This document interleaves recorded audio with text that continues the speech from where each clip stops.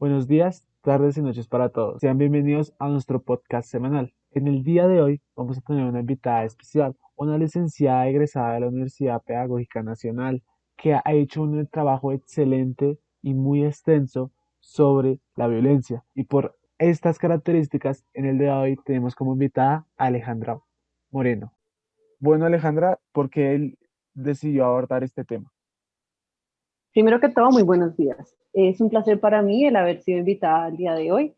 Ese tema lo acogí porque si preguntamos a cualquier persona, seguidor de algún deporte en general o no, si considera que la violencia es necesaria en el deporte, la mayoría de las respuestas serían negativas. Sin embargo, sí parece que existe un consenso social entre la violencia en el deporte, que es algo rechazado. Entonces, ¿por qué se sigue produciendo? Este hecho es uno de los que motiva la necesidad de este trabajo. Una segunda cuestión sería plantearse la naturaleza de la violencia en las necesidades en el deporte. Es decir, si es un tipo de violencia específica o puede asimilarse a la violencia de cualquier otro contexto.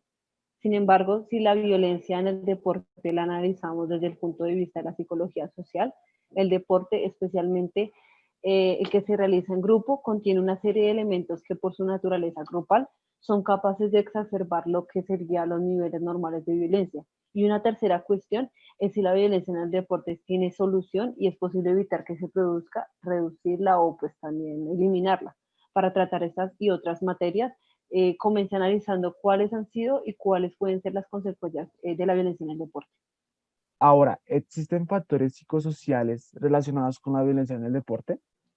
Algunas de las causas facilitadoras de la agresión en el deporte efectuada por parte de los seguidores son los factores físicos. Entonces hablamos de aglomeraciones, poco espacio para moverse, escasa visibilidad del espectáculo y más razones. El calor, el ruido, la presencia de seguidores del equipo contrario y el consumo del alcohol. En esta línea, los factores psicosociales asociados a la violencia en el deporte sobre los que más atención se han prestado han sido la pertenencia a grupos radicales, el racismo, la conexión con violencia y alcohol y los medios de comunicación. Ok, entonces hay más factores. Entiendo. La siguiente pregunta va a ser, ¿a qué se refería con la pertenencia a grupos radicales? Bueno, grupos radicales. Podría darte ejemplos de ello. Sería un grupo que pues, es el más representativo de la violencia en el deporte, específicamente en el fútbol. Es el por todos tristemente conocido como los hooligans. La principal causa del movimiento de los hooliganismos es el racismo y la consecuencia de la violencia dirigida hacia los grupos minoritarios étnicos. Su aparición parece situarse más o menos entre los años 50 a 60 y se considera una nueva forma de reunirse en grupo bajo la justificación de seguir a un equipo de fútbol, para mostrar un celoso e intenso patriotismo que dirigía su violencia hacia los grupos de inmigrantes.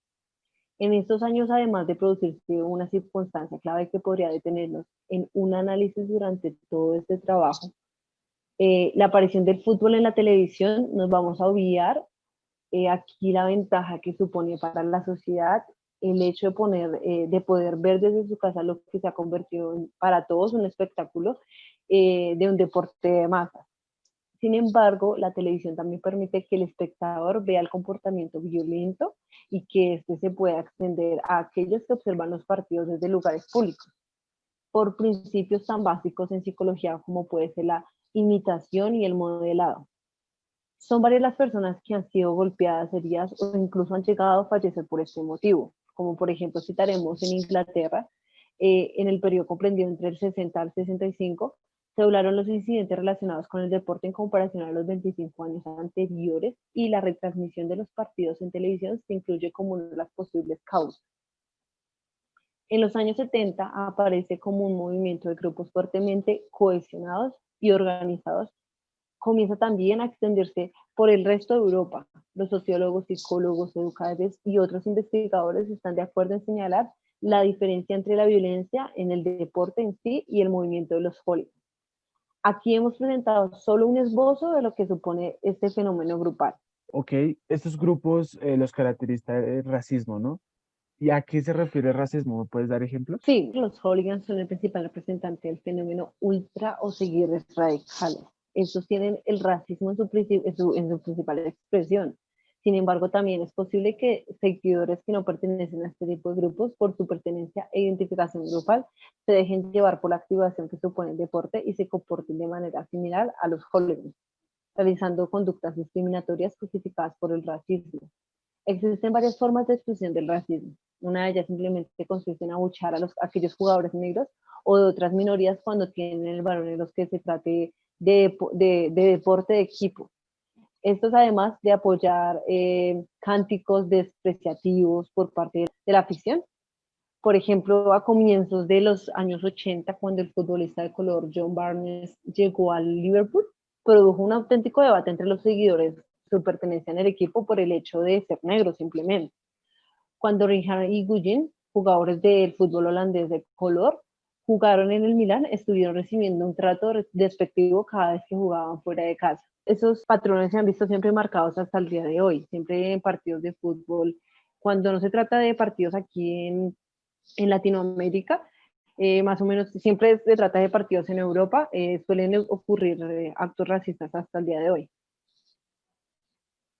Ok, hay una pregunta que quería hacer hace bastante y no tengo el espacio, ahora lo voy a tomar y es, ¿qué relación hay entre el alcohol y la violencia en el deporte? Bueno, uno de los factores que parece puede agravar que se produzcan actos violentos en el deporte es el alcohol. Sin embargo, no se ha hecho apenas investigaciones sobre la relación violencia-alcohol. No obstante, está prohibido vender o introducir el alcohol en los estadios, pero los antecedentes de la prohibición del consumo del alcohol en los espectáculos deportivos se remonta al año 450 a.C., en el estadio de Delfos, donde ya se prohibía para evitar las posibles alteraciones que probablemente causarían los seguidores bajo sus efectos. Un dato sobre este tema es el recogido en los años 90 en Inglaterra, donde se preguntaban a población en general cuál pensaban que era la influencia que tiene el alcohol sobre la violencia en el deporte, en concreto en el caso del fútbol. Un resultado llamativo es que cuando se decía en los encuestados que un equipo jugaba en casa, el 31% consideró que el alcohol era un problema serio o muy serio. Sin embargo, a aquellos que seguidores que se les decía que tuvieron esa encuesta en ocasiones en que su equipo jugaba fuera de casa, el porcentaje aumentaba hasta el 53%, incrementándose considerablemente la percepción de vulnerabilidad. Si parece claro, es que la prohibición del alcohol tiene un efecto contraproducente. La gente tomó otro tipo de drogas, más difíciles de detectar. En los estadios británicos, un ejemplo que tengo ahí, se encontró un aumento significativo del consumo de marihuana cuando se prohibió el alcohol. Con esto yo no querría decir que nos vamos a situar a favor o en contra de la relación alcohol-violencia, sino solo mostrar que los resultados encontrados hasta la fecha no son concluyentes y pues se hizo un llamamiento a la necesidad de profundizar e investigar sobre este punto. Ok, muchísimas gracias. Ahora quiero saber cuál es la influencia de los medios de comunicación. En cuanto al deporte como espectáculo, es indudable que el deporte rey en España y en toda Europa podría ser el fútbol. Y es algo similar como lo que pasa en Norteamérica con otros deportes como el fútbol americano, el hockey, el baloncesto o el béisbol. Las modificaciones que se están produciendo de acuerdo a la relación entre deporte y medios de comunicación son las siguientes. La primera que podríamos encontrar sería que cada vez se le va dando más peso al espectáculo comercial y el espectáculo del fútbol. Lo segundo sería que se va generando un disfrute racional, festivo y civilizado. Lo tercero sería la aparente seguridad y comodidad, que ahora todas las localidades, los espectadores deben estar sentados. De los estadios anima a que las personas acudan a ver el fútbol en familia. Lo cuarto es que el hecho de que las entradas sean caras hace que el estatus de los espectadores sea más elevado. Este último punto no parece estar del todo acertado porque independientemente del nivel socioeconómico del espectador, solo vemos aquí está en Colombia, si está identificado con su equipo y su pertenencia al grupo de seguidores, es importante para su autoimagen asistir a los estadios para hacer una prioridad independientemente del coste económico. Una cuestión sobre la que se ha debatido en si los medios de comunicación explotan la violencia, manifestando que los medios de comunicación en la mayoría de las ocasiones son un enemigo del juego limpio, ya que explotan la violencia en el deporte principalmente de tres formas. La primera de estas sería que a través de una carga excesiva de la recreación del juego violento, en el sentido que repite una y otra vez aquellas escenas cargadas de este tipo de contenido. Otra forma sería pues, La segunda, que en gran cantidad de artículos de los periódicos deportivos glorifican la violencia. Lo tercero sería que en muchas ocasiones los medios de comunicación exhiben de manera reiterativa actos violentos cometidos en distintos deportes en el pasado. Ya sabiendo todos los factores que alteran la violencia, ¿qué estrategias hay para evitar, reducir o eliminar la violencia en el deporte? Inicialmente hablaré de las cuestiones previas. Hay una serie de factores que, al igual que en ocasiones, perjudican el contexto deportivo y pueden ser la raíz de una posible situación violenta. También ayudan a evitar o reducir la violencia en el deporte. Algunos de estos factores son los dirigentes políticos y deportivos, los medios de comunicación, deportistas retirados de la alta competición que en su momento fueron famosos, los seguidores y pues demás factores. Una de las mejores formas para reducir la violencia es evitar que surja, y si es en una edad temprana, mejor.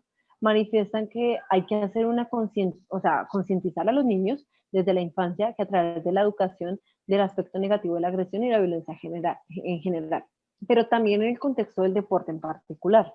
Otra de las estrategias que se ha llevado a plantear, se ha llegado a plantear para reducir la violencia en el deporte es la catarsis, es decir, dirigir la agresividad hacia otra fuente. Esto haría que pues, sea expulsado dicha agresividad, no surgiera en el contexto del deporte. Sin embargo, pues apenas se ha encontrado apoyo empírico para que esta cuestión, lo que sí parece de suceder es que las personas se comportan de manera más agresiva cuando ya lo han hecho antes. Entonces, por ejemplo, en la catarsis. Y cuando observan la agresividad en los demás, en esta línea, la investigación ha encontrado que los seguidores de un equipo o un deporte que aumenta la probabilidad de realizar comportamientos agresivos después de observar acciones violentas en un deporte o en una película, sin embargo, lo reduce cuando observan un deporte relajante, como un ejemplo, pues la natación. Bueno, realmente resulta paradójico que mientras que en el presente trabajo nuestro tema central ha sido la violencia en el deporte, entonces, en el deporte mismo se ha utilizado como estrategia para así reducir la violencia en otros campos. Entonces, se anima a utilizar el deporte como un medio para controlar la violencia entre los jóvenes. Entonces, establece programas en los cuales los jóvenes que estén en peligro de convertirse en delincuentes o que ya lo han sido, supone una estrategia útil para evitar o reducir futuras situaciones de violencia. Esta es una estrategia que ya se ha utilizado y se utiliza en varios países, incluido España, Colombia, Ecuador. Una cuestión importante es que sí tenemos en cuenta los aspectos analizados en ese trabajo, es que el estudio de la violencia en el deporte debe hacerse desde una evaluación de los jugadores del equipo rival en función de la perspectiva multiprofesional. Para finalizar, mi principal objeto con este trabajo ha sido resaltar la importancia de la violencia en el deporte para la sociedad en su conjunto y demostrar que todos podemos hacer algo para enfrentarnos a ella. Bueno, esa fue la última pregunta. Muchísimas gracias, Alejandra, por aceptarnos la invitación, por responder a nuestras preguntas y quitarnos las dudas. No, muchísimas gracias a ustedes por la invitación. Hasta luego.